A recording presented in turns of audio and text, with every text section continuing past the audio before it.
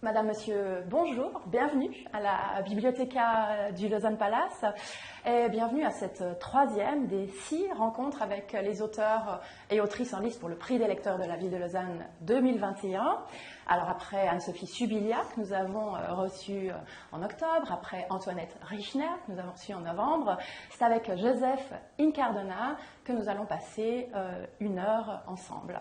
Je me réjouis beaucoup parce qu'évidemment on va parler avec lui non seulement de la soustraction des possibles, le livre, le roman en lice pour le prix des lecteurs de la ville de Lausanne, un livre qui est paru en début d'année et qui fait un parcours déjà fantastique avec plusieurs prix à son actif, mais on va aussi parler boxe, sport qu'il pratique, sur lequel il a écrit, foot, un sport qu'il a beaucoup pratiqué, Italie, puisque son père est originaire d'Italie, sans doute un peu cuisine italienne, hein, c'est l'époque, mais aussi on va parler Genève, une ville avec laquelle il entretient une relation passionnelle, un peu d'amouraine, on verra. Alors Joseph Incardona, je lui souhaite la bienvenue.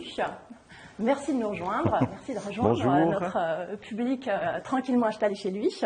Joséphine Cardona, comment allez-vous? Bien, moi je vais bien. Ouais, on m'a posé la question hier à la radio, puis moralement ça va, ouais. D'accord. Ouais. Nous on est ravis d'avoir un Joseph, si proche de Noël.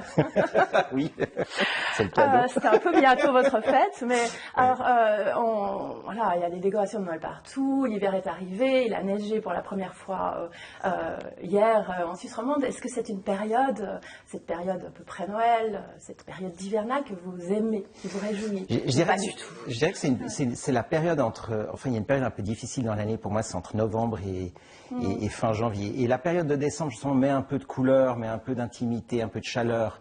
Après, c'est à double tranchant les fêtes. Il peut y avoir des fêtes extraordinaires, j'ai des très bons souvenirs, et aussi des moments où les tensions s'exacerbent. Et j'ai pas toujours eu des Noëls, j'ai eu des Noëls très beaux, puis des Noëls plutôt tendus aussi. Donc c'est toujours, je vois arriver la période toujours avec un petit peu de réserve, on va dire. Mais voilà. Ouais. Mais enfin, voilà. Sapin de Noël, vous l'avez déjà bien chez sûr. vous? Pas encore, ça va arriver. Ça va arriver. Non, puis voilà, puis depuis qu'effectivement il y a une période, toute cette période de vie où on est célibataire, on sort, on s'en fiche un peu et tout, puis quand on commence à avoir des enfants, ça revient, on redécouvre Noël à travers leurs yeux aussi, puis tout d'un coup il y a quelque chose d'assez beau avec ça. Ouais. Donc dans quelques jours, on pourrait vous voir décorer le sapin avec votre fils, votre compagne. Tout à fait, voilà. Oui.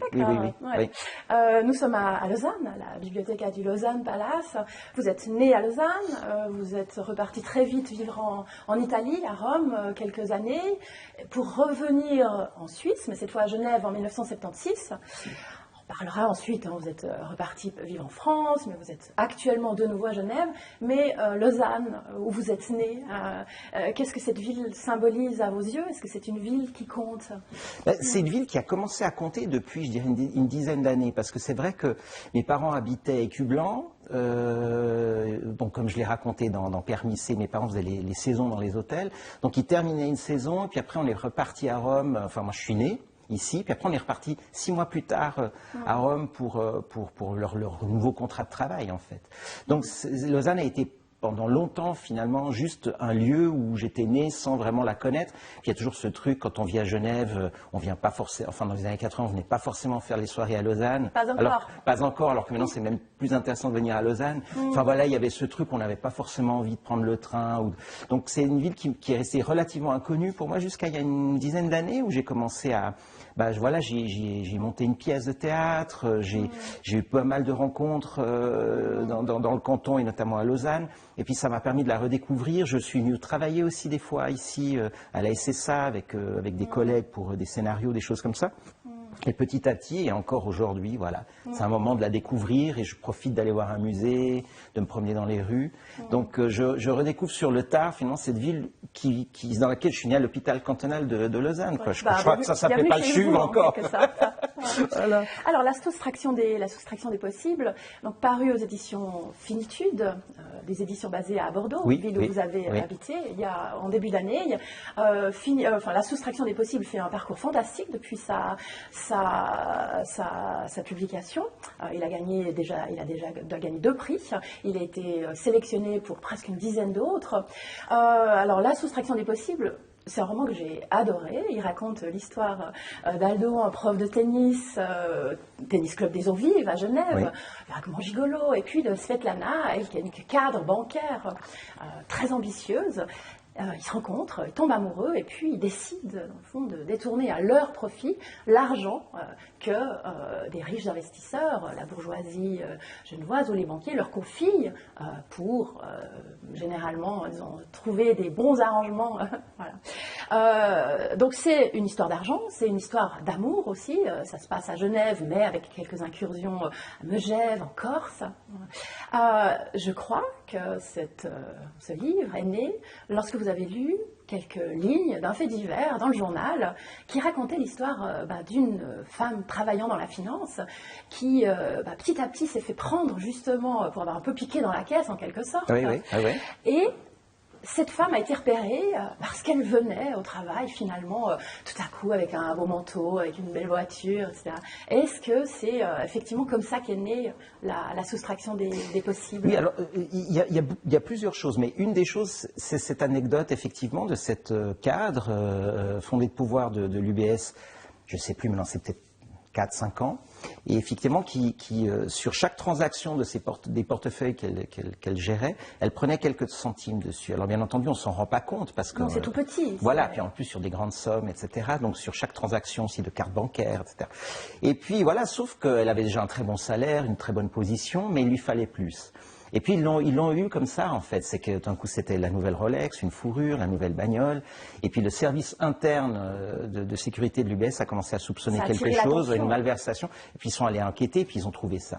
Alors la question, voilà, la question du départ, c'est ça, c'est au fond, ce livre aurait pu s'intituler L'avidité. Pourquoi vouloir toujours plus quand on a déjà suffisamment? Voilà, ça c'est une des questions que pose ce livre. Et puis après, j'avais envie aussi de faire une sorte de fresque de petite comédie humaine, toute proportion gardée, hein, avec le grand Balzac, mais de quelque chose dans un temps, un lieu donné, une unité de temps, d'action, de lieu. L'histoire se passe effectivement sur 2 ans, hein, 1989-1990. Oui, une année, voilà, à peu près, voilà, à cheval entre 2 années, comme ça. Et puis j'avais envie d'explorer ce territoire finalement qui se prête bien à ce genre d'histoire, Genève. Qui est un personnage du livre aussi, mais la Genève dès la fin des années 80, donc 89. Et à partir de là, voilà, après on va aller effectivement faire des incursions au Mexique, en Corse et tout, parce que l'argent circule.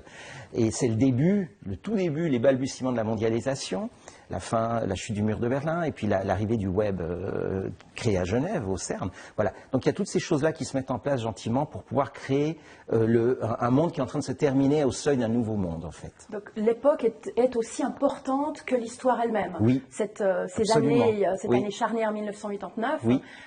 Et quelques mois en 1990. Donc pour vous, les révolutions principales, c'est l'arrivée du web, la création du web à Genève justement, et la révolution aussi financière. Finalement, parlez-nous de pourquoi c'est un moment de bascule qui vous a semblé pertinent. Alors déjà, il y a une chose géniale, c'est que quand on écrit sur ces époques, il n'y a pas le téléphone portable. Et puis, parce qu'on oublie, mais le téléphone portable personnellement pour moi, je pense que pour beaucoup d'écrivains, c'est un problème. Parce que si vous voulez créer des tensions, des situations de tension, le téléphone portable les désagrège très vite, parce qu'il suffit d'appeler la police, il suffit d'appeler les pompiers, il suffit d'appeler quelqu'un. Alors que là, déjà, il n'y a plus ces téléphones portables. Et ça, c'est quelque chose qui, pour la première fois, sauf sur un récit plus autobiographique, j'ai pu vraiment retourner des gens dans une cabine téléphonique, mettre les petites piécettes, regarder dans l'annuaire. C'est des choses des tensions. Oui, puis il y a une atmosphère, il y a quelque chose d'assez beau. Puis moi, je me souviens de ces cabines qui sentaient toujours la clope, entre le froid et la clope. Il y a quelque chose d'assez poétique finalement. Oui, alors 89 parce que il y a la chute du mur de Berlin, il y a l'effondrement du bloc soviétique qui s'annonce. Ça veut dire que c'est aussi le feu vert à l'ultralibéralisme, dont on paye peut-être un peu le prix aujourd'hui, dont on est en train de voir un petit peu les conséquences à travers toutes ces crises qui nous arrivent. Et il y a ça qui est fondamental. Et puis, il n'y avait pas encore toutes les lois sur le blanchiment qu'il y a maintenant, il n'y avait pas les services de compliance qu'il y a maintenant dans les banques, etc. C'est un âge d'or aussi pour le monde de la finance à Genève. Oui, bien sûr. Et puis, d'abord, on parle d'évasion fiscale. Il ne faut pas oublier qu'il y a Mitterrand qui est au pouvoir en France depuis 82, donc c'est un peu la panique à bord. Les grandes fortunes françaises mettent beaucoup d'argent en Suisse romande, parce qu'en réalité, il y a ce lien lié à la langue C'est-à-dire que les Allemands vont mettre plutôt en Suisse alémanique, à Zurich, puis les Français vont plutôt mettre à Genève, parce que voilà. Donc, et puis les Italiens au Tessin. Donc voilà, il y a ça, il n'y a pas toutes ces lois qui empêcheraient aujourd'hui l'écriture de ce roman. Il ne serait pas possible avec les moyens d'aujourd'hui. Il y a énormément d'argent physique qui est là, et ça c'est important, il y a la physicalité de l'argent, l'aspect, la place qu'il prend. Et puis, ce qui va donner l'opportunité à ces deux personnes de pouvoir le prendre physiquement et non pas de faire des choses, des entourloupes par Internet ou par le web. Et puis, l'autre chose, c'est effectivement l'arrivée du web qui, en fait, va, pas tout de suite, mais un peu plus tard, nous changer complètement le monde. Et d'ailleurs, je pense que c'est une vraie crise, enfin, pas une vraie crise, une vraie révolution, pardon, majeure de l'humanité. Je dis à un moment donné, le feu, la roue, le web. On est vraiment entré dans une nouvelle dimension et je crois qu'il nous faut un peu de temps pour comprendre l'importance. Ça a changé l'économie, la finance, les rapports humains, les rapports même amoureux. Tout a été transformé par cette arrivée du web. Voilà. Et puis, vous prenez vos personnages effectivement juste avant. Juste avant, voilà, juste avant la grande bascule finalement. Et puis, il ne faut pas oublier, c'est les années Thatcher, les années Reagan. Donc, on est sur cette espèce d'euphorie du libéralisme en fait qui nous dit en plus c'est bon, on a gagné, le bloc, les communismes s'effondrent, alors qu'il restait quand même en Chine et puis à Cuba et en Corée du Nord, mais voilà. Il y a une sorte de message un peu servez-vous. Effectivement, revenons sur ce qui pousse Aldo et Svetlana d'en vouloir toujours plus. Ces deux petits ou plus petits qui en veulent toujours plus. On a l'impression que la morale à la fin de cette histoire, c'est l'argent ne fait pas le bonheur. Ouais. Mais qu'est-ce que vous vouliez dire? Qu'est-ce qu'il y a? Pourquoi on en veut toujours plus? Pourquoi il y a cette espèce de dictat de l'ultralibéralisme? Est-ce que vous en avez l'impression qu'aujourd'hui on est un petit peu sorti? Qu'aujourd'hui les jeunes générations ne sont pas des Aldo et des Svetlana et qu'ils ne rêvent pas d'en avoir toujours plus, d'avoir leur part du gâteau et qu'il n'y a plus finalement cette idéalisation de l'argent pour l'argent? Alors c'est vrai que moi je prends deux personnages qui sont pour différentes raisons, soit dans une frustration personnelle, une frustration sociale, une revanche à prendre. Effectivement, Aldo vient d'une famille d'immigrés du Frioul qui ont bossé dans des petites mains dans des industries horlogères. Elle vient du bloc de l'Est. C'est une exfiltrée, on va dire. Elle a fui le communisme parce que justement, elle avait envie de tout ce qu'elle n'avait pas. Et puis voilà, puis leur rencontre c'est émulsifiant, ça prend. Et puis il y a cette idée peut-être, parce que c'est une chose assez quand même particulière aussi à la Suisse, je dirais, c'est qu'on peut côtoyer facilement entre guillemets les riches. Il y a moins de stratification. Surtout, moi, je me souviens, par exemple, dans ces fameuses années 80, où j'avais 20 ans, en 89, on pouvait facilement voir un copain qui était copain d'un gars qui était Collinte, et puis se retrouver dans une soirée, dans un château, où vous avez la fille Aznavour, vous avez le fils Delon, puis le fils du roi d'Italie, vous vous retrouvez avec tous ces gens-là, alors que votre père travaille concierge dans un hôtel, ou voilà. Et tout d'un coup, il y a cette... Et je pense que c'est des choses qui peuvent donner aussi... l'impression que c'est accessible. Voilà, et que moi aussi je veux un jour... Et en fait, la figure de Daniel Campos dans le livre, qui est le chef de la sécurité de l'UBS à ce moment-là, en fait, est une figure qui a réellement existé d'un ancien, alors il n'était pas chilien, mais moi je l'ai mis, l'ancien révolutionnaire de l'ultra-gauche, qui a fait de la prison sous Pinochet, etc., qui se retrouve chef de la sécurité d'une grande banque suisse. Et entre 20 ans et 50 ans, 30 ans ont passé, et puis je dis cette chose un peu cynique, que parfois c'est juste de devenir de droite, c'est juste une question de temps. Mais je le justifie aussi, ce personnage. Pourquoi on arrive là? Parce qu'il est fatigué, parce qu'il a des enfants, il a des responsabilités, et en plus il s'est mis à jouer, il perd de l'argent, donc il se retrouve dans... Voilà. Mais ce que je veux dire, tout d'un coup, ce miroir aux alouettes, finalement, c'est quelque chose qui est... je ne sais pas, vous dites peut-être que maintenant, la génération moins sensible et tout, je ne sais pas. Alors peut-être... j'ai l'impression que cette histoire-là n'est pas complètement résolue encore, de savoir quel est où est-ce qu'on s'arrête, où est-ce qu'on estime que c'est suffisant. Qu'on a assez. Voilà, matériellement. Après, je pense que dans d'autres domaines, qui sont peut-être dans le domaine de la culture, des sentiments. On peut aller plus loin, on peut explorer, on peut en vouloir plus, parce que ça peut être même quelque chose de sain et qui nous ouvre des mondes.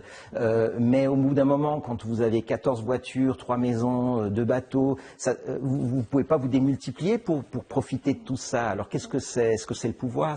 Voilà. Quel est votre propre rapport à l'argent, finalement? En tant qu'auteur, on n'en a pas souvent, pas beaucoup. Moi, j'en ai jamais eu beaucoup, et en même temps, j'ai jamais vraiment manqué. Mais je pense que ça serait le juste. Alors, après, on va dire que je cite Aristote ou le juste milieu ou tout ça, mais j'ai l'impression qu'il y a un moment donné, il y a une juste mesure entre ce qu'on fait et ce qu'on gagne. Et je trouve que c'est quelque chose qui nous équilibre. Il faut arriver voilà, je pense que à saisir cet équilibre. Voilà, si maintenant je vendais 1 million d'exemplaires et puis je deviens millionnaire du jour au lendemain, c'est un peu comme gagner à la loterie. Qu'est-ce que ça changerait? Est-ce que j'aurais moins de nécessité d'écrire? Je pense pas, personnellement, parce que c'est une vraie... Et en tout cas, ça arriverait trop tard. Mais si un jeune auteur, à un moment donné, à 30 ans, gagne beaucoup d'argent, qu'est-ce que ça implique? Ça ne peut pas être une chose facile à gérer non plus. Voilà. L'ultra-richesse, qu'est-ce que ça signifie? Et il faut savoir avoir de l'argent aussi. C'est pour ça que les grandes familles aristocratiques, finalement, durent, parce qu'elles ont un rapport à l'argent qui est finalement quelque chose qui s'apprend aussi. Alors que là, on est dans le cas de cette espèce de bourgeoisie qui, tout d'un coup, explose, éclate, et puis va tout d'un coup avoir un afflux de sous, et c'est quelque chose qui peut vous mener à votre perte. Le portrait de Christophe Noir, en réalité, j'ai pensé à François Rouge, qui est un banquier qui a réellement existé, et je m'en suis inspiré vaguement de ce personnage, où il y a une magnifique biographie sur lui à la Manufacture du Livre en France, et il a fini au Baumettes à Marseille, et à un moment donné, ce bonhomme, il avait le monde à portée de main, puis peut-être que c'est trop, à un moment donné, et puis il y a les autres, qui ne vous laisse pas rentrer. Ça tourne aussi. mal. Ouais. Ça tourne pour tous les personnages, dans le fond. Alors, c'est un roman à suspense épatant, je veux dire, bien rythmé, mais ça tourne mal pour tous ces personnages dès le moment où ils commencent à avoir une envie. Voilà. Oui, d'accord. C'est vrai. Mais malgré tout, on a l'impression, est-ce qu'il faut quand même y voir une sorte de morale où, à trop en vouloir, on finit par s'autodétruire? Alors j'essaye d'éviter l'histoire de la morale, justement. J'essaie de faire des constats. C'est vrai que c'est peut-être la corde pour parler, tendue pour parler polar, pas polar. J'écris plutôt des romans du tragique, et puis c'est vrai que je fais aller ces personnages vers une forme de tragédie aussi, mais je n'ai pas l'intention en tout cas de poser une morale ou un jugement. Au contraire, il y a des choses même qui m'amusent, et l'histoire des billets qu'on met dans le sac à dos et puis qu'on porte depuis le Mont-Salève à Genève en aile delta, ça c'est du vrai. On pense que je l'ai inventé alors que non. C'est quelque chose qui existe, qui a existé. Ça donne aussi une matière romanesque extrêmement cocasse, voilà, oui. Couleurs. Et je parle là de la poésie du banquier. Faut l'imaginer, celle-là, quand même. De mettre dans un sac à dos et puis de transporter un aile delta pour faire de l'évasion fiscale, c'est extraordinaire. Il faut avoir l'esprit pratique, pragmatique. Voilà, il y a ça aussi. Donc non, par contre, effectivement... Bien entendu, je fais aussi une critique un peu poussée ou un peu bigger than life parfois de cette avidité qui peut nous aveugler et puis nous faire perdre l'essentiel. D'autant plus que ces deux personnes ont quand même un peu une chose quand même très importante qui est l'amour. Justement, c'est vrai que c'est un roman d'amour fantastique. C'est un roman qui est effectivement noir, un côté thriller à suspense, mais c'est un roman qui est très lyrique, très émouvant. Et il y a cette histoire d'amour, et c'est un roman qui parle beaucoup des rapports hommes-femmes. Il y a des situations hommes-femmes très intéressantes. Il y a effectivement Aldo et Svetlana qui sont amoureux, mais Aldo couche avec Odile Langlois, voilà, oui. Exactement, qui est très riche, très belle aussi, mais finalement Aldo couche avec elle par intéressement. Odile est mariée à un banquier qui lui-même en fait a épousé Odile parce qu'elle avait de l'argent, mais lui-même va voir ailleurs. Donc on voit que les situations finalement de couple sont très très diverses, et finalement le sentiment le plus pur qui émerge de tout ce roman, c'est l'amour qu'éprouvent l'un pour l'autre Aldo et Svetlana. Donc qu'est-ce que vous vouliez aussi dire des rapports entre hommes et femmes, qu'il est biaisé dès qu'il y a des intérêts en jeu? parce que Odile et son mari, finalement, l'argent est un obstacle entre eux. Alors, Odile est un personnage que j'aime beaucoup, qui malheureusement va mal finir, mais dans une fin aussi où il y a un grand panache dans la fin terrible qu'elle va se... Voilà, bon, j'en dis pas plus, mais... ce qui se passe, c'est qu'effectivement, on a des espèces de chassés-croisés comme ça, avec les sentiments. Et Odile, pour moi, ça serait un peu une sorte de Madame Bovary, un peu revisitée, actualisée, et qui va aller jusqu'au bout de sa crise existentielle, finalement. Et en fait, ce que je lui fais dire à elle, parce qu'après, il y a d'autres personnages qui sont aussi plus positifs, il y a Julia Riddle, il y a Mimi Léon, que j'adore, etc. Personnages féminins, il y a une belle palette de personnages féminins, mais dans le cas d'Odile, finalement, c'est d'avoir, comment on pourrait dire, concédé au confort. C'est-à-dire qu'elle a renoncé à ses rêves, et peut-être même à une vraie histoire d'amour, peut-être à un bonheur pour le confort. À un moment donné, voilà, elle s'est dit, mais finalement, ce bonhomme, il est sympa, et puis elle quitte son vrai amour à l'époque, enfin ça c'est en backstory, et puis elle va épouser René, qui finalement est un bonhomme qui au début apparaît comme ça, puis qui va trouver aussi sa voie lui aussi, mais voilà, elle a renoncé un peu à ses rêves, elle a renoncé un petit peu à l'absolu au nom du confort, et ça c'est quelque chose par contre dans lequel personnellement je dis faisons attention, parce qu'après si on paye le prix, si on est prêt à le payer, et puis on l'assume, tout ce qui est assumé n'a aucun problème à être vécu. Mais attention, là, voilà, il y a ce prix du confort et qu'est-ce que ça peut nous prendre? Et le problème, c'est que pendant un certain temps, elle a cru que ça lui apportait du plus, puis finalement, à un moment donné, elle se rend compte que, ben voilà, la vie commence à être un peu derrière, et puis tout ça pour ça, finalement. Est-ce qu'elle n'aurait pas dû? Et donc, elle rentre dans cette espèce d'amour hyper jaloux, hyper passionné, hyper possessif vis-à-vis d'Aldo qu'elle ne pourra jamais posséder, parce qu'effectivement, c'est un gigolo. Il s'amuse à prendre de l'argent, et c'est comme ça qu'il va rentrer d'ailleurs dans le grand jeu. Il va mettre le doigt, puis il va se faire prendre tout entier dans la grande machine à broyer, on va dire. Hein. Si vous-même faisiez partie de ces ultra-riches que vous décrivez dans votre roman, vous en feriez quoi, tout cet argent? Ah ben moi, je serais assez dans le... Vous prendriez des cours de tennis comme Odile? Mais je sais pas. Je crois que je poserais 2-3 choses de confort, un petit peu plus de lieux d'habitation un peu plus vastes, un peu plus agréables peut-être dans la nature comme ça. Mais je crois pas que fondamentalement ma vie changerait beaucoup plus. Par contre, je crois que je passerais ah bah oui, j'aurais moins de contingences matérielles qui font que je pourrais peut-être faire exclusivement ce que j'aime. Voilà. Mais je ne crois pas que ma vie serait fondamentalement très différente. Voilà. Non. Pas de rêve particulier. Je m'achèterais sans doute un bateau. Voilà, oui, mais un voilier, mais pas non plus le truc à Saint-Tropez à 250 mètres, quoi, non. Ce livre se passe à Genève.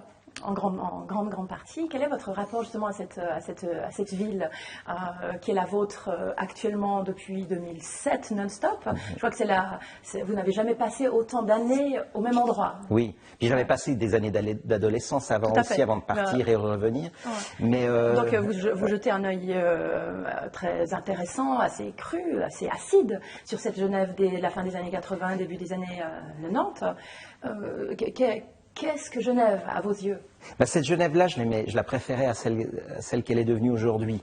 Pourquoi? Qu'est-ce qui a changé? Parce qu'il y avait, enfin, si je pense à ce que me disait mon grand-père dans les années 30, 40 à Genève, une ville de prolétaires, une ville où il y avait des industries, une ville où il y avait des manifestations, il y avait une gauche forte, une droite forte, des affrontements.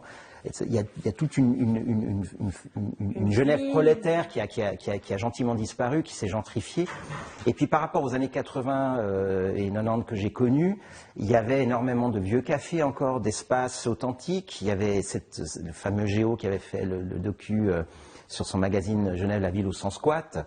Donc, et les squats apportaient toute une vie culturelle aussi, au-delà de ce qui était, c'était le Bertossa qui à l'époque laissait une forme de tolérance sur ces squats. C'était une ville culturelle. tout d'un coup vous aviez du théâtre off, vous aviez des concerts, vous aviez des soirées, vous pouviez passer une soirée en buvant la bière à 1 franc, jouer au baby-foot, écouter un concert. Alors, à part la bière à 1 franc, tout ceci existe toujours. Genève est une ville culturelle. Mais il n'y a plus les squats, il y a plus, les jeunes maintenant ne savent plus où aller, il y a plus de... Il y avait tout cet espace-là. Et puis il y avait tous ces vieux bistrots, il y avait une âme beaucoup plus forte. Alors maintenant vous allez dire ouais c'est le vieux con qui parle, c'était mieux avant. Non, mais il y avait réellement quelque chose où il y a une gentrification accrue qui s'est faite de Genève. Et il y a quand même quelque chose où je suis un peu voilà, je suis un peu quand vous dites amour-haine, haine non, parce que, mais où je me dis voilà, on a bien le vieux stade des Charmilles de foot qui maintenant est devenu un truc qui enfin, trop grand, pas mal adapté. Enfin, il y a beaucoup de choses comme ça qui font que cette ville perd beaucoup de son authenticité. Il reste le bain des Paquis, il reste des zones à plein palais, aux eaux vives, le vieux bateau Genève, enfin des coins comme ça qui ont encore cet esprit genevois, mais ça s'est dilué. Et parfois, j'ai l'impression que, je l'ai dit même sur mon site, j'ai l'impression de vivre dans un hôtel parfois. Il y a beaucoup... voilà. Cette âme que vous pouvez retrouver dans d'autres villes suisses. Déjà, Lausanne moi, tous les copains français, italiens qui viennent ici, quand ils vont à Lausanne, ils disent « Ah, mais c'est différent, on a l'impression vraiment d'être dans une ville. Il y a quelque chose, il y a du caractère, il y a des bistrots qui sont racés, il y a vous allez à Neuchâtel, à Fribourg, enfin, vous allez retrouver quelque chose qui, ici, je suis à Lausanne aujourd'hui, mais à Genève, il y a quelque chose d'assez impersonnel qui se dégage. Et je trouve dommage, mais je crois que ça dépend de volonté politique. Ça dépend de ses habitants, ça dépend de plein de facteurs. Et puis on est dans un mouvement historique qui fait que peut-être ça reviendra, peut-être jamais, on verra bien, quoi. Ouais, donc vous y avez passé effectivement, vous y êtes arrivé à l'âge de 7 ans, vous y avez passé donc votre enfance et votre adolescence. À quoi ressemblait cette enfance, cette adolescence? Vous en avez parlé dans deux livres, Permissé, qui a paru d'ailleurs, Permissé, effectivement, c'est sa version, je dirais, suisse. Il a paru aux éditions BSN Press basées à Lausanne, mais il a paru ensuite en France, avec évidemment un titre compréhensible pour les lecteurs français, Une saison en enfance, on en trouve ici dans sa version pocket, et c'est aussi dans le fond une thématique, jeunesse, adolescence, qu'on trouve dans votre tout premier livre, Le cul en deux chaises, paru en 2002, oui. Et là, qui est dans sa version pocket, voilà, poche. Qui a ensuite été republié chez BSN Press, un peu revu, de 3 choses. Mais par contre, avec le même titre. Avec le même titre, bien entendu, oui. Ouais. Alors là, le titre, simplement, Une saison en enfance, parce que le permissé pour la France, c'est le permis camion, c'est le permis poids lourd, donc il n'y avait pas le même écho. Des permis. Voilà, justement, qui pour la Suisse est je pense, un très bon livre, c'est un très bon livre, bien sûr, un très bon titre, surtout bien ce sûr, que je vais dire. Tout le monde comprend par permissé. Voilà, ce que je veux dire, c'est qu'il y a cette idée de l'écho du titre immédiatement pour finalement toutes les générations, parce qu'il y a encore beaucoup de permissés. C'est encore quelque chose qui est là, quoi. Mais justement, alors cette enfance, cette adolescence à Genève, elle a ressemblé à quoi? Et elle était le cul entre deux chaises. Donc votre mère est suissesse, votre père est italien d'origine sicilienne. Ils se sont rencontrés en Suisse dans le monde de l'hôtellerie, à Bienne. À Bienne. Ville helvétique, où j'ai aussi habité, et qui était une ville quasiment trilingue à l'époque, parce qu'il y avait l'allemand et le français bien sûr, et l'italien, parce qu'il y a énormément d'immigrés italiens à Bienne, donc on parlait quasiment ces 3 langues de manière presque dans la rue, on entendait. Voilà. Mais c'était important d'être un enfant et un ado franco-italien à Genève. Est-ce que ça a marqué votre enfance et adolescence? Alors dans Permissé, je raconte effectivement, c'est toujours la même chose. Tolstoï disait toutes les familles heureuses le sont de la même manière, seules les familles malheureuses le sont à leur façon. Donc finalement, raconter une histoire, c'est aussi raconter le déséquilibre, c'est raconter les achoppements. Donc effectivement, tout n'a pas été comme je le raconte là. Il y a des beaux moments, mais il y a aussi des moments plutôt noirs et plutôt durs. Par contre, beaucoup de choses. C'est un roman, mais l'essentiel de ce que je raconte, mais c'est passé. Alors, la chose, effectivement, faut pas oublier, c'était encore les années Schwarzenbach. Il y avait régulièrement ces initiatives qui avaient qui posaient le dilemme trop d'étrangers ou pas. Effectivement, c'était l'arrivée des saisonniers, voilà. Et puis essentiellement représenté par les Italiens. Après, il y a eu les Espagnols, les Portugais, etc. Voilà. Et puis à cette période-là, c'était essentiellement italien et espagnol. Et puis en tant qu'enfant, voilà, Rital, c'était une insulte. J'ai eu vraiment, ça peut paraître complètement de la science-fiction maintenant, mais ça a été pendant, suivant ou pas partout, mais dans cette zone qui en réalité, je la décris pas, mais c'était Meyrin. Qui est, je crois, la 3e ou 4e ville de Suisse, l'air de rien au nombre d'habitants, hein, qui n'est pas Genève, qui est dans le canton de Genève et qui est une ville autonome. Eh bien, c'était dur, ouais. Il y avait encore ce côté l'étranger, voilà. Et en plus, moi, j'étais dans cette situation un peu délicate et particulière, c'est que ma mère était suisse, mon père italien, j'étais double national, mais à l'époque, je n'avais pas encore le passeport suisse, parce que depuis, j'ai pu avoir les deux, mais j'étais permis C, et puis je comprenais pas. En plus, ma langue maternelle, c'était d'abord l'italien, parce que j'étais... Voilà. Puis ensuite, mais je parlais très bien le français, je n'avais pas d'accent, rien. Et je ne comprenais pas pourquoi il y avait ce truc. Alors, pas tout le monde était... Voilà. Comme italien, alors que vous sentiez évidemment suisse, quoi. Voilà. Et puis à un moment donné, bon, après, j'étais tiraillé. Puis vous savez, il y a ce mythe de l'ailleurs quand on se construit, puis après, quand on arrive à l'adolescence, il y a cette idée que là-bas, il y a le bonheur là-bas. Alors bien entendu, en plus j'allais quasiment 5 semaines. Mes parents prenaient toutes les vacances en même temps, donc on partait 5 semaines. Pour aller en Italie. Voilà, et donc c'était tout d'un coup le soleil, la liberté. Je pouvais sortir un peu plus le soir. Bon, je parle de entre 12 et 15. J'ai commencé à conduire mon premier scooter là-bas.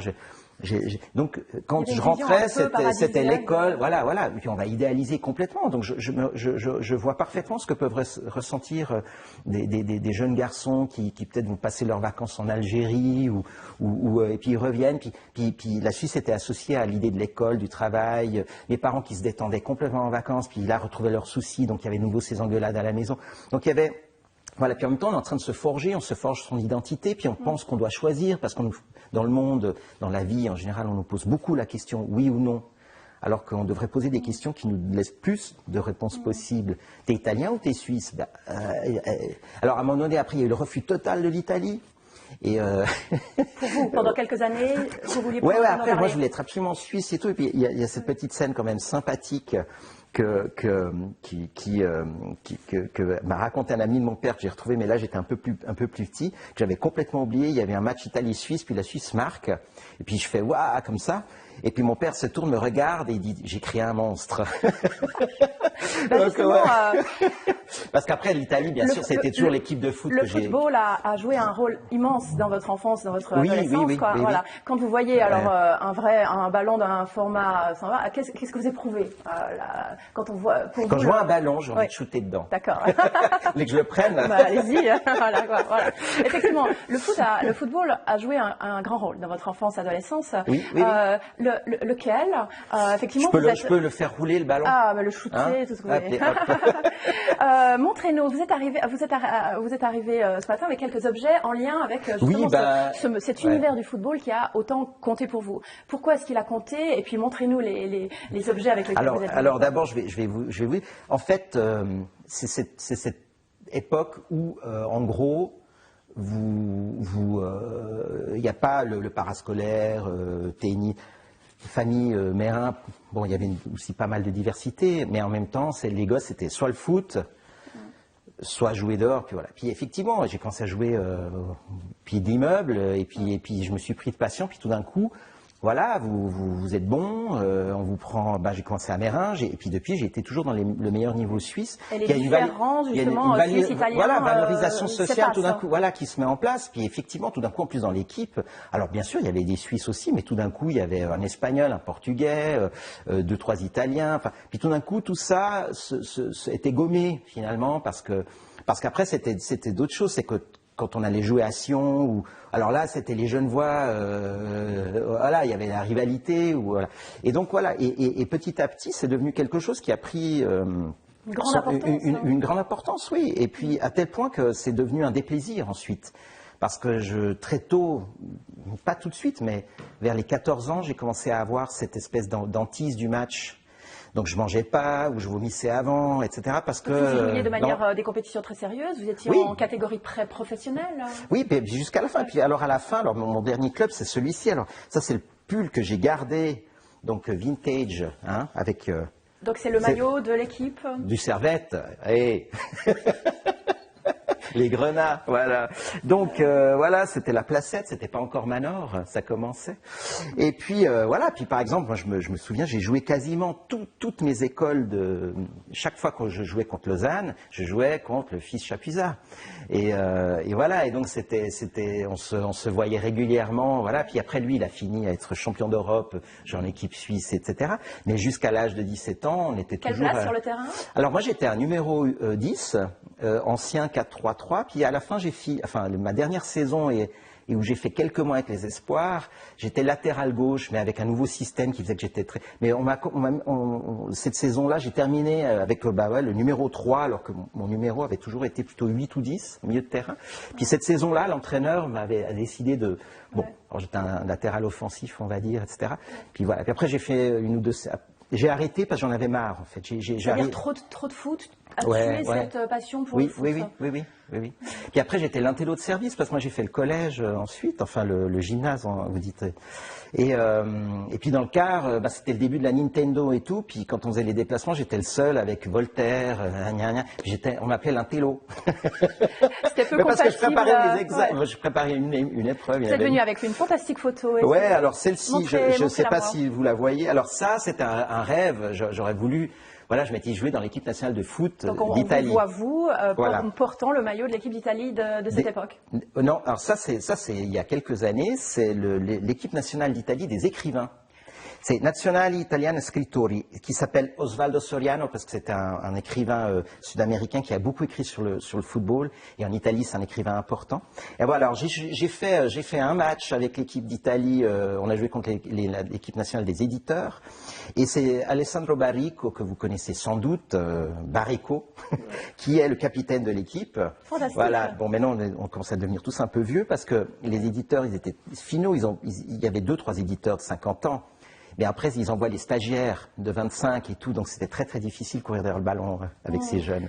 Voilà, donc voilà, le foot était et pas quelque seulement chose. Le foot, effectivement, vous pratiquez beaucoup d'activités physiques, vous avez commencé à jouer à la boxe adulte, vous la pratiquez toujours de temps en temps, vous courez beaucoup, je crois que vous êtes mis au surf sur le Léman, enfin sur le Léman peut-être pas, mais sur l'Atlantique. Dans le fond, quel rapport au corps, à l'activité physique, est-ce que ça vous est nécessaire pour trouver un équilibre et ensuite écrire peut-être? Absolument, oui. Mais d'ailleurs, c'est un lien que c'est peut-être d'ailleurs une des questions que pourrait poser, on la pose souvent donc des lecteurs ou le public, c'est cette idée de la présence du corps dans mes livres, et notamment aussi celle de la sexualité.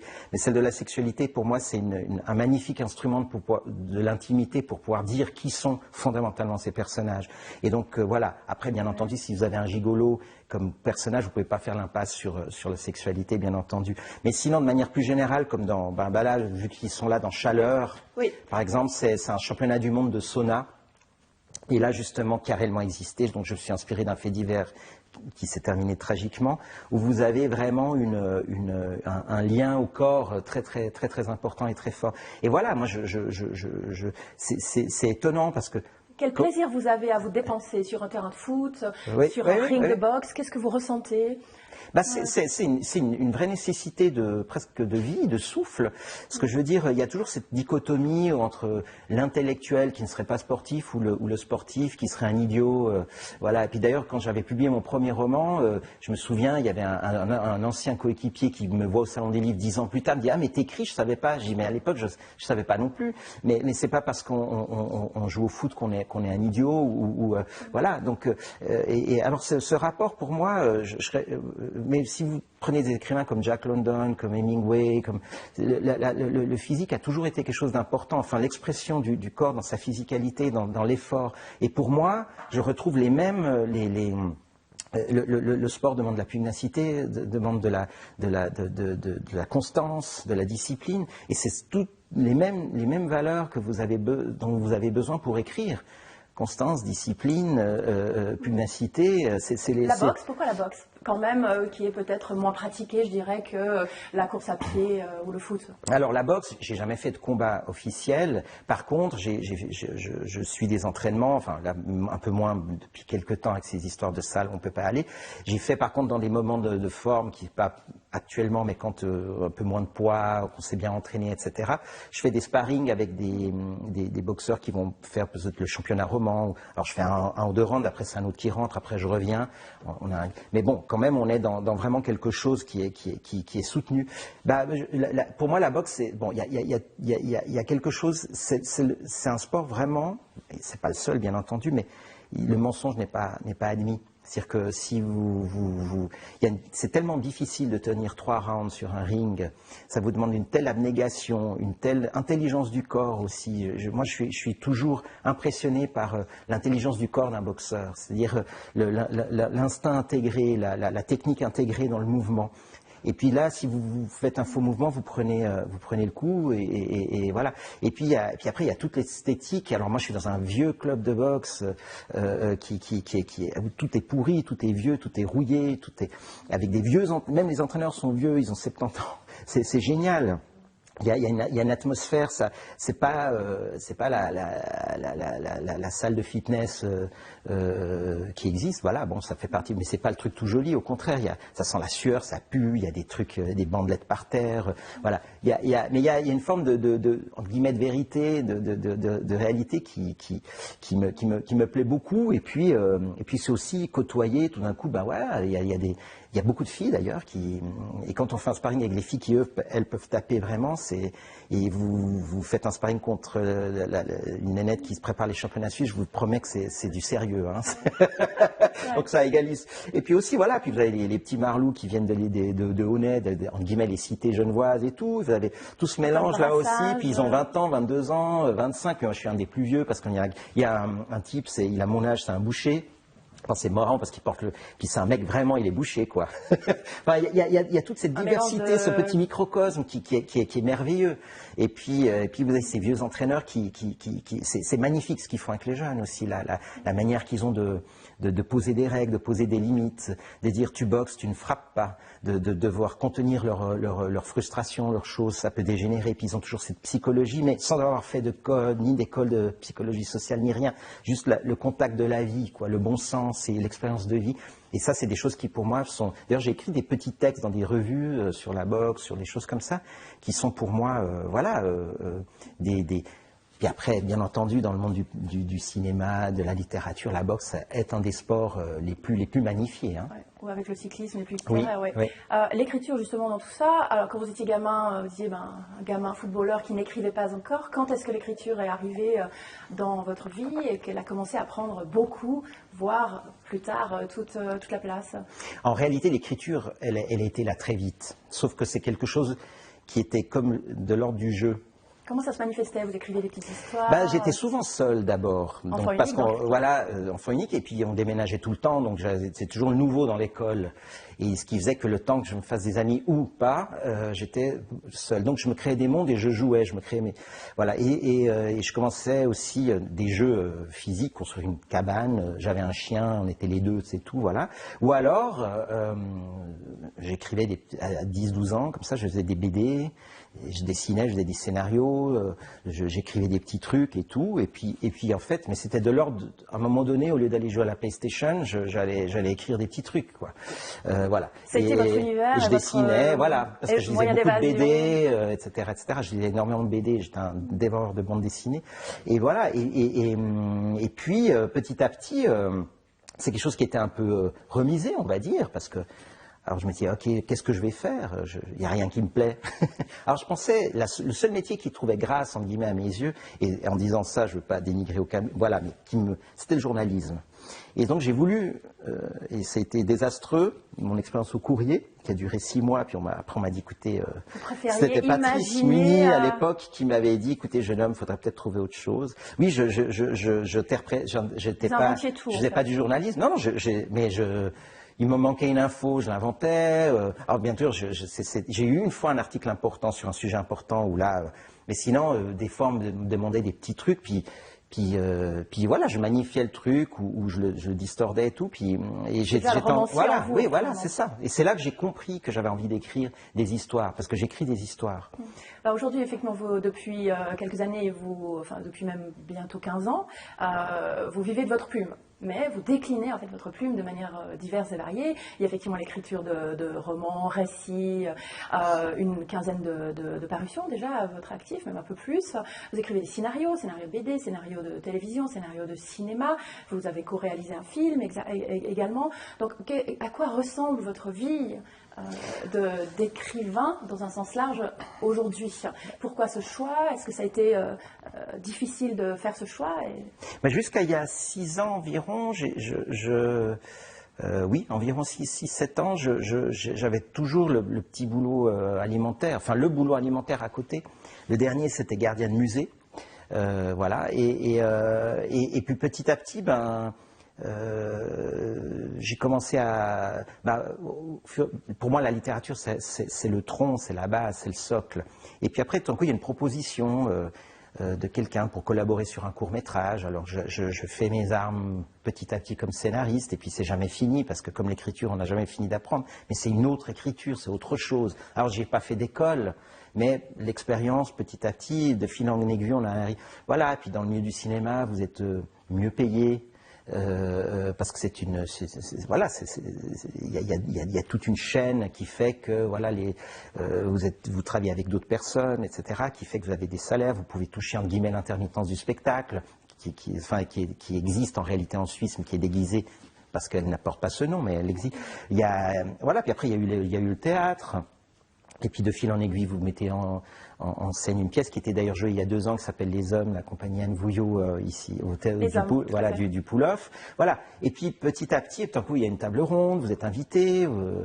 Et c'est pour ça que je dis l'écriture au sens large, parce que... Et puis des fois, vous prenez des trucs aussi, vous cachetonnez un peu, parce qu'il faut vivre. Et puis c'est vrai que... Et puis il faut être aussi prudent, parce qu'il ne faut pas s'épuiser non plus. Parce qu'on peut s'épuiser aussi, par exemple, de temps en temps, je donne des ateliers d'écriture, mais pas souvent, parce que de trop aller dans la salle des machines, ça vous fait perdre quelque chose, ça vous fait perdre un élan. Garder votre énergie pour votre... Voilà, un enthousiasme, ça peut... Puis de trop voir comment les choses fonctionnent, de les analyser. Tout d'un coup, quand vous écrivez, il faut garder cette part intuitive, instinctive des choses. Donc voilà, c'est toute quelque chose qui doit se mettre en place de manière et qui est en permanence. C'est un Tetris permanent, ce genre de vie. Hein. La vie d'écrivain, c'est aussi les rencontres avec les lecteurs et les lectrices. Vous êtes venu avec un objet, enfin différents objets qui représentent particulièrement ce volet de la vie d'auteur. J'en aurais eu plus encore si j'avais... Ce sont toute une série de badges, de laisser passer on peut montrer. Voilà, là, quand vous étiez au Salon du Livre de Genève, voilà. Le Salon du Livre de Genève, Quai du Polar, à Lyon, voilà. Donc, les livres sur les quais. Qu'est-ce que c'est et pourquoi garder tous ces badges qu'on donne aux auteurs lorsqu'ils arrivent dans un salon du livre, qui permet de les identifier. Donc vous courez les salons. J'essaie.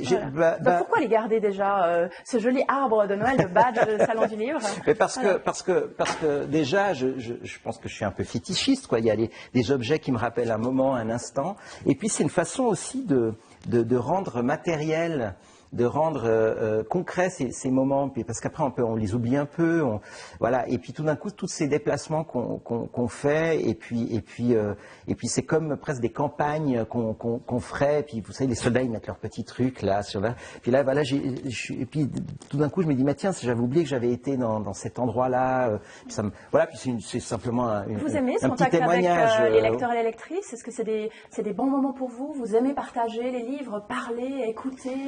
Alors il y a des moments fantastiques, il y a des festivals fantastiques, il y a des rencontres fantastiques, il y a des choses qui sont très lourdes parfois, il y a des choses, des fois vous pouvez vous traverser la France puis vous retrouvez dans un petit truc, mais il y a toujours, et puis c'est peut-être pas forcément ce que vous imaginiez ou comme ça, mais il y a toujours de toute façon quelque chose à apprendre, il y a toujours, vous allez toujours rencontrer en tout cas une personne formidable, vous allez en tout cas rencontrer des gens, d'aller dans l'inframince aussi, des petits festivals dans le Finistère, vous découvrez des lieux, vous voyagez aussi, voilà. Et alors des fois, le problème c'est que vous n'êtes pas forcément... vous dites, ok, 6 mois avant, je vais aller à ce festival, puis quand le jour du festival arrive, vous avez 9 heures de train, puis vous êtes peut-être un peu grippé, ou alors vous êtes fatigué, ou alors vous êtes en plein dans l'écriture, et puis vous devez interrompre 3 jours, ou alors vous avez d'autres types de soucis, et puis vous n'avez pas forcément envie d'y aller, mais une fois qu'après, voilà, on se motive, et ça fait aussi partie du jeu, et ça, c'est quelque chose, ça fait partie du métier d'écrivain aussi. Des fois, on n'est pas très en forme, ou on a d'autres soucis, puis il faut donner le change, parce que ça fait partie sans trop en faire, sans non plus courir 300 festivals. Quel retour vous avez finalement de vos lecteurs et lectrices? Quel type de courrier vous recevez? Quel type de remarques? Qu'est-ce qu'on vous fait en librairie? Alors bon, en général, les gens qui viennent vous voir soit ils vous connaissent dans d'autres livres ou ont lu le livre et puis c'est plutôt positif. Après, vous avez aussi des gens qui vous disent des choses qu'ils n'ont pas appréciées. Vous allez sur Amazon, vous trouvez de tout, des gens qui ont adoré, puis ceux qui ont détesté, puis il y a des fois des choses qui frisent l'insulte. Ça m'est arrivé aussi, notamment pour celui-ci, Derrière les panneaux, il y a des hommes, qui est sur l'histoire d'une disparition d'enfants et tout. Je me souviens, j'étais dans un théâtre à Thonon pour le prix L'aide frontière que je n'ai pas eu. Il y avait à peu près 200 personnes et c'était une sorte j'avais j'étais sur le banc des accusés, puis il y a une partie du public qui me disait mais non, c'est pas vrai, puis l'autre partie, parce qu'il y a des choses assez dures, assez extrêmes dans ce livre, et puis il y a des gens, ça les révolte, et puis d'autres au contraire trouvent. Donc voilà, ça fait débat, donc il faut pas prendre l'éloge comme vous êtes le meilleur écrivain du monde, et puis il ne faut pas prendre non plus l'extrême critique négative comme si vous ne valez rien. Personnellement. Vous faites votre bouquin, vous faites votre livre, vous tracez votre chemin, et puis c'est évident que pas tout le monde adhère. Après, si vous avez bien sûr, le rêve, c'est que tout le monde vous aimerait, que tout le monde aimerait ce que vous faites, mais c'est aussi peut-être le danger quand tout le monde aime. Il faut faire attention. Parce que si tout le monde aime, c'est bien aussi d'avoir voilà, des gens qui... Parce que c'est aussi des choses qu'on entend qui vous remettent aussi en question. Et il faut juste savoir jusqu'où se remettre en question, parce que sinon on ne fait plus rien. Mais moi je me souviens, par exemple, pour Chaleur, c'était le prix, je crois, de la RTS du Salon du Livre il y a quelques années. Une des jurées, en fait je ne savais pas que c'était une des jurées, est venue 3 ou 4 mois plus tard. Et il m'a dit, j'ai voté contre votre livre, j'ai pas du tout aimé. Et puis depuis... J'y ai ressongé, j'arrête pas d'y penser, je l'ai relu et je le trouve fantastique. Voilà, donc ça aussi quelque chose d'assez génial dans ce sens-là. Donc, on a d'ailleurs quelques lecteurs et lectrices qui nous ont envoyé quelques questions. Donc on va en prendre quelques-unes. Avec plaisir. Sophie nous demande, c'est le premier livre donc, à propos de Soustraction des possibles, c'est le premier livre qu'elle lit de vous, qu'elle a beaucoup aimé, elle l'a trouvé très prenant, très riche en détails. Est-ce que ce roman, demande-t-elle, pourrait avoir une suite? Sans en dire trop, je la cite, on aurait presque envie d'en découvrir plus sur certains personnages dans un 2e ou 3e roman. Je m'imagine, nous dit Sophie, retrouver Luana une dizaine d'années plus tard, à l'aube du XXIe siècle. Ce roman a-t-il, imaginez-vous éventuellement, une suite à la Soustraction des possibles? Sophie est incroyable parce que j'ai un libraire de Lyon qui m'a dit mais ce livre, il faut faire une suite, un 2.0, etc. Alors je ne sais pas si ça se fera ou pas, mais je me suis dit, s'il devait y avoir quelque chose, ça serait Luana 20 ans après, effectivement. Donc voilà, pour l'instant, c'est pas prévu d'avoir quelque chose qui serait une suite, mais si ça devait être le cas, et ne jamais dire jamais avec les sujets qui des fois arrivent comme ça, traversent puis reviennent. Donc il y a un grand mystère. Une autre question qui nous est arrivée par mail à notre adresse prixdelecteur@lausanne.ch. Corinne nous demande des explications sur le titre choisi, qui est intriguant, donc la soustraction des possibles. Il est mentionné au cours des romans de l'expression, mais pouvez-vous nous en dire plus? D'où vous est venue l'idée? Quand aussi? En cours d'écriture? Avant? Après?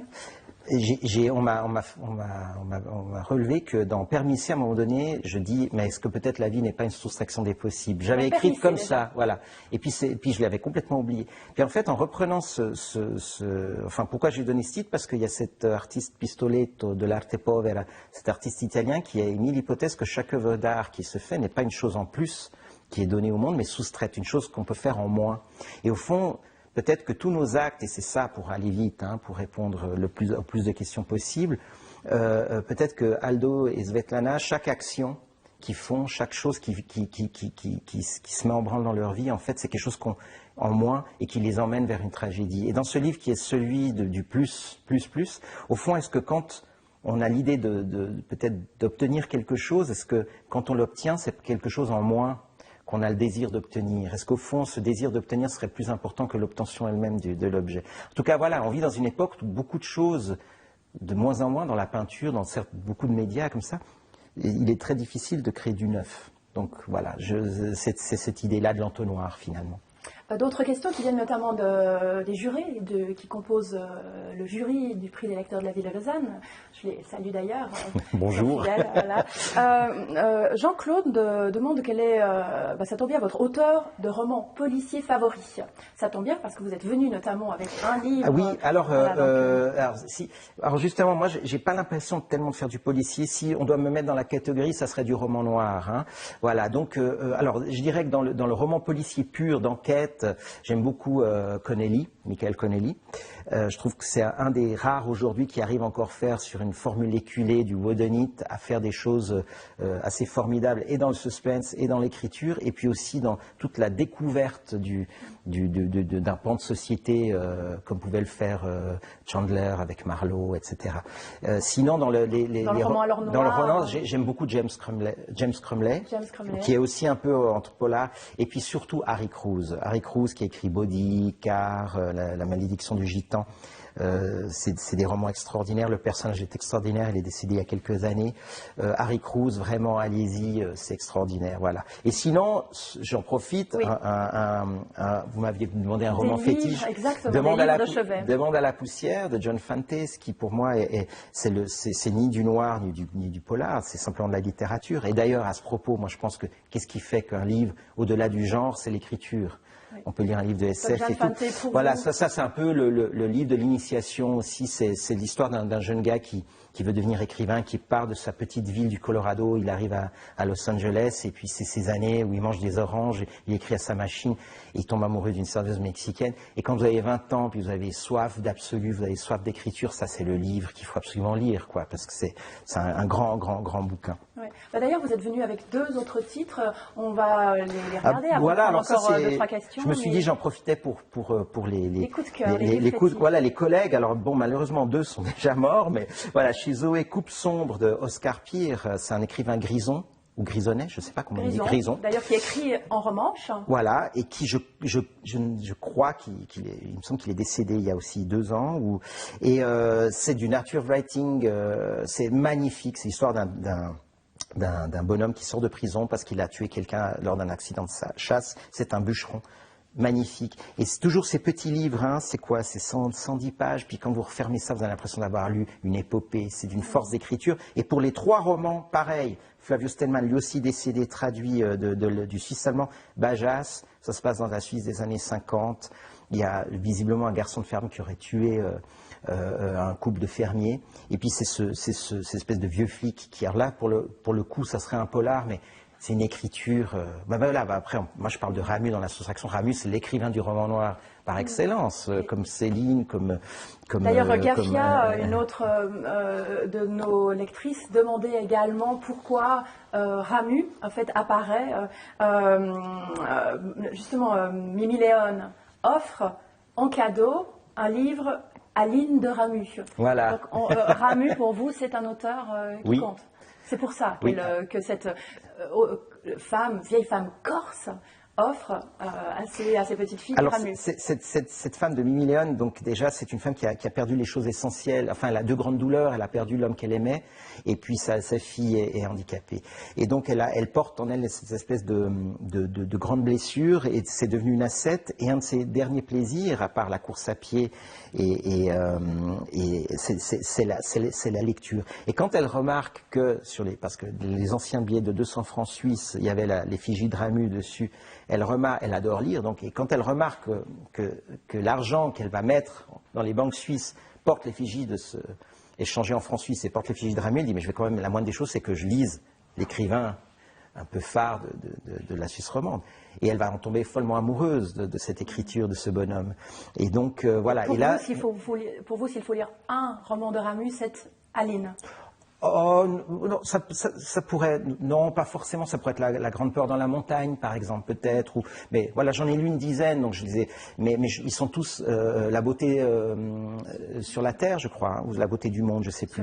La beauté sur la terre qui se passe là, tout près, avec cette cubaine qui arrive dans ce petit village et qui va créer voilà, donc, alors pourquoi Aline aussi? Parce qu'à un moment donné, justement, Aline est le livre, parce que ces femmes ont subi tellement de tort de la part des hommes, et elle leur fait lire ce livre parce qu'Aline, c'est ça, c'est l'histoire d'une fille qui tombe enceinte, et puis ce jeune bourgeois va la quitter, va la laisser seule dans sa tragédie de ce qu'on appelait les filles mères à l'époque et tout, et donc pour leur faire comprendre que voilà, que c'est pas fini, quoi, que des hommes continuent à faire du mal encore aujourd'hui, voilà, et donc elle met c'est pour répondre à Corinne, je crois, c'est l'idée, c'est de mettre en lien ces choses-là, parce que c'est aussi une réflexion sur l'écriture. Ouais. D'ailleurs, Jean-Claude demande également, avez-vous des amis qui travaillent dans une banque? Oui. Oui. Ouais. Et qui ont aimé votre livre. Alors, la chose qui est chouette, c'est qu'ils travaillent dans le compliance, exactement. C'est-à-dire dans le contrôle de... Oui, mais après, vous savez, mais c'est ça que je trouve extraordinaire. Vous trouvez des poètes et des artistes dans la banque, et puis vous trouvez des banquiers dans le monde de l'écriture. Hein. C'est un état d'esprit aussi, donc voilà. Une question de Samantha. Êtes-vous nostalgique de cette période glorieuse de la finance, puisqu'on parle de banque, période de tous les possibles pour les ambitieux? Non, je ne suis pas nostalgique. Au contraire, je pense qu'un certain nombre de choses ont été faites et c'est bien. Cela dit, on met des arrangements, mais les choses continuent. Ils sont peut-être même pires qu'avant. Mais à part ça, on essaie en tout cas de se donner. En tout cas, la Suisse s'est donné des moyens de moraliser sa vie financière. Bien que le dernier vote sur les multinationales, bon voilà. Mais non, par contre, un peu nostalgique d'un certain petit plus de vent de liberté, de souffle qu'on avait dans les années 80 et qui maintenant, avec le problème aussi de tout ce qu'on a au nom de la santé, je l'ai dit hier à la radio, soyons vigilants sur quand tout sera fini, qu'est-ce qui va rester de tous ces contrôles, de toute cette traçabilité, ce côté où on pouvait encore inventer un peu plus parce qu'il n'y avait pas aussi le web, etc., ce monde virtuel. Voilà, un peu cette nostalgie des possibles, pour le coup. Samantha demande aussi si Aldo, qui semble rendre un hommage lointain à Bret Easton Ellis et son American Psycho, si Aldo est un peu inspiré. C'est un livre que j'ai beaucoup aimé. C'est sur un autre livre qui s'appelle Trash Circus où je m'en suis inspiré de manière beaucoup plus forte. Mais non, c'est simplement que Aldo, au début, on peut dire que c'est un sale type au fond, mais on peut aussi, si on arrive toujours à s'attacher un peu au sale type que je décris, j'aurais réussi quelque chose parce qu'il y a toujours une raison pour laquelle on est d'une façon ou d'une autre, et puis on voit un petit peu. Et puis peut-être que ce personnage, en tombant amoureux justement, il trouve une forme de sincérité, et puis j'ai l'impression qu'il a cette évolution où il va vers quelqu'un de mieux. Le sentiment amoureux l'ennoblit. Lui, d'ailleurs, il veut arrêter de voir Odile. Et puis c'est presque Svetlana qui dit non, mais qu'on ne change rien, parce que moi j'ai un truc à te proposer, mais surtout ne change rien pour l'instant. On va prendre une dernière question. Vincent demande, on assiste en peu de temps, en l'espace de 15 pages, à un viol, puis un suicide. Considérez-vous, demande Vincent, que ces thématiques sont plus délicates à aborder que d'autres? Oui ou non? Et si oui, comment vous êtes-vous pris pour rédiger ces pages? Oui. Alors c'est toujours délicat, effectivement. Il faut qu'il y ait une nécessité dans ce que vous voulez dire et que ça signifie quelque chose et non pas mettre la scène parce qu'elle fait bien, ou parce on se dit tiens c'est le moment du viol maintenant, ou c'est le moment de la scène d'amour, c'est le moment... Non, il faut que ça suit quelque chose qui est de l'ordre d'une forme de vitalité. Alors, juste une chose peut-être sur cette scène du viol, parce que suite à tout ce qui est arrivé avec les cas Weinstein, etc., je m'étais dit, mais au fond, une femme n'aurait qu'à dire non. Et puis voilà, c'est résolu. Une femme adulte, etc., bien entendu. Et puis en fait, on se rend compte, c'est pas... Et en écrivant ça, et en écoutant et regardant, bêtement, cette question que je posais comme ça, presque naïve, on se rend compte que Svetlana, ce qu'elle vit à ce moment-là, dans ce truc qui est un caveau non pas mortuaire, mais de banque. C'est drôle, d'ailleurs, on met dans un caveau l'argent aussi, où elle va subir ce viol. Et en fait, pour différentes raisons, elle ne peut pas dire non. Parce que c'est d'abord ce personnage, elle a eu une histoire avec lui, mais précédemment. 2, les hommes qui sont derrière, qui surveillent une fois la porte refermée, sont des hommes. 3, elle est sur le point d'avoir un poste important, puis elle s'est dit mais ça va faire un scandale avec le directeur. 4, elle se retrouve dans un moment de faiblesse parce que le type est fort. Enfin bref, il y a plein de circonstances qui font que tout d'un coup elle ne peut pas dire non. Et qu'elle n'arrive pas à dire non plus. Et là on se rend compte de toute l'emprise justement du masculin sur le féminin. Et en plus, elle peut crier tout ce qu'elle veut, personne n'entendra. Donc il y a, voilà. Alors c'est des façons aussi de dire la complexité de certains moments. Et aussi de ce fait, quand il y a toute cette histoire du réseau de prostitution qui sont tout ce qui est dans la prison du Lyon-Corbas, les réseaux de prostitution, tout ça, toutes ces choses-là sont documentées, c'est pas de l'invention. Après, j'ai des scènes un peu à la Nikita, quand il y a ce nouvel an, etc., particulier, avec ce gang, ce jeune gang et tout. Mais sinon, tout ça est réel, et c'est ça, au fond, peut-être la force, on va dire, du roman noir, c'est de regarder derrière la façade, de montrer un petit peu un aspect de société aussi, de choses un peu plus cachées, peut-être. C'est ça. C'est une des forces du roman noir. Vous êtes venu avec un dernier livre d'un auteur qui vous êtes un auteur, mais aussi un grand lecteur. Vous êtes venu avec un dernier livre qui est un de vos auteurs fétiches. Oui, roman que j'aime beaucoup. Donc, qu'est-ce que c'est Alors, c'est Jean-Pierre Rochat, c'est Petite Brume. Alors là, il vient d'en sortir un autre qui s'appelle... Qui est Jean-Pierre Rochat? Jean-Pierre Rochat, c'est un écrivain qui, je crois, vient de Bienne, qui est un écrivain paysan. Et toutes il en a écrit, je crois, 4, peut-être 5. Le dernier vient de sortir, ça s'appelle Roman de gare. Et ça, c'était son précédent, Petite Brume, où il raconte, c'est assez autobiographique, visiblement, si j'ai bien compris, tout ce qu'il raconte, tout ce qu'il écrit, c'est du roman, mais inspiré de sa vie. Et ça, c'est le jour où on vient saisir tous ses biens dans la ferme, les vaches, les machines agricoles. Et voilà, et là encore... ces livres de 100 pages, 110 Pour vous, pages. Ça a été un choc de lecture Ah oui, pour moi, Jean-Pierre Rochat, et dès que je peux, j'en parle. C'est pour moi un des écrivains majeurs de Suisse romande, quoi. Et je sais qu'il a passé j'ai eu la chance de lui serrer la main. Je sais qu'il a passé des moments difficiles. J'espère que ça va s'arranger, qu'il va encore nous faire des beaux livres. Voilà. Ah ben, moi, je peux que conseiller un autre livre que vous connaissez bien. Effectivement, on arrive au terme de cette discussion tout à fait passionnante. Votre livre le plus récent, là, c'est L'Abstraction des possibles. Oui. Il est évidemment dans toutes les librairies, dont chez Basta, notre libraire habituel. Demain, on fête la Saint-Nicolas. On est venu avec un petit cadeau de Saint-Nicolas. Voilà, une petite gourmandise. Est-ce que vous savez déjà ce que vous allez cuisiner pour Noël? Parce qu'une de vos passions, à part la boxe, à part la course à pied, c'est de cuisiner.